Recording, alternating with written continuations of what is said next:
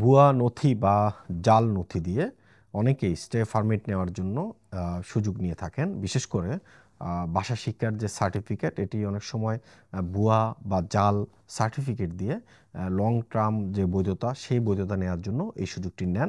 তবে ইতালিতে সাংবিধানিক আদালত এটিকে কঠোর শাস্তি হিসেবে গণ্য করছে, কারণ ভিসেঞ্জার একজন বিচারক সাংবিধানিক আদালতের কাছে এই বিষয়টি জানতে চান। কেননা ভিসেঞ্জায় এমন একজন ইউরোপের বাইরের দেশের লোক, তিনি ইতালিতে লং স্টে বা বেশি মেয়াদে বৈধতা পাওয়ার জন্য তিনি আবেদন করেছিলেন, যেখানে তার সার্টিফিকেটটি ছিল ভুয়া। তারপর সেখান থেকে এই খবরটি যখন ছড়িয়ে পড়ে, তখন ইতালির একজন বিচারক তিনি সাংবিধানিক আদালতের কাছে এই বিষয়টি জানতে চান, এটি কি শাস্তিযোগ্য কিনা। সাংবিধানিক আদালত যেটি বলছে, এই খবরটি জানিয়েছে ইনফোমাইগ্রেন্টস, সেখানে বলছে ভুয়া নথি জমা দিয়ে ইতালিতে কেউ স্টে পারমিট বা বসবাসের অনুমতি নিয়ে তাকে কঠোর শাস্তি দেওয়া যাবে বলে জানিয়েছে সাংবিধানিক আদালত। ভুয়া নথি ব্যবহার করে স্টে পারমিট নেওয়ার একটি মামলাকে কেন্দ্র করে ইতালির উত্তর শহর ভিসেঞ্জার একজন বিচারক সাংবিধানিক আদালতের কাছে বিষয়টি জানতে চায়। ইউরোপীয় ইউনিয়নের বাইরের একটি দেশ থেকে আসা এক অভিবাসী ইতালি পুলিশের কাছে ইতালির বাসা জানার একটি ভুয়া নথি জমা দিয়েছিলেন দেশটিতে দীর্ঘমেয়াদে বসবাসের অনুমতি পেতে। ইতালির আইনে সাধারণত যারা ভুয়া বা নকল নথি তৈরি করেন, এসব যারা ব্যবহার করেন, তাদের চেয়েও কঠোর সাজা দেওয়া হয়।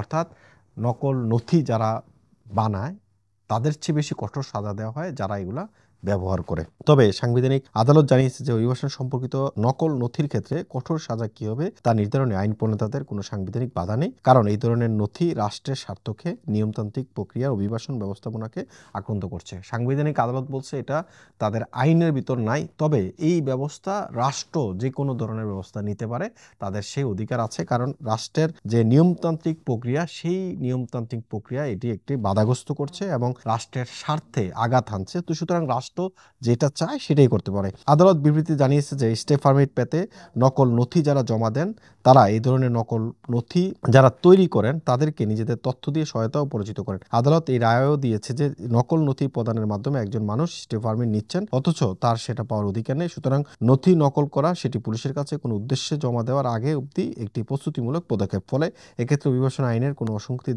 দেখছে না ইতালির সাংবিধানিক আদালত। তো সুতরাং এই যে ভুয়া নথি দিয়ে ইতালিতে স্টে পারমিটের জন্য আবেদন করলে, সেক্ষেত্রে সেখানে রাষ্ট্রের যে নিয়ম রয়েছে, সেই নিয়ম অনুযায়ী তাকে আসলে সেই সাজা দেওয়া হবে। এই জন্যই ইনফোমাইগ্রেন্টসের যে শিরোনাম, সেই শিরোনামটি এমন করা হয়েছে, ইতালিতে ভুয়া নথি দিয়ে স্টে পারমিট নিলে করা শাস্তি।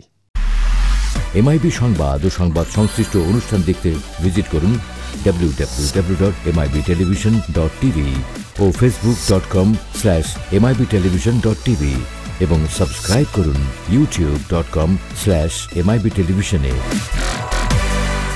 এমআইবি টেলিভিশন, সত্য খবর, সঠিক খবর।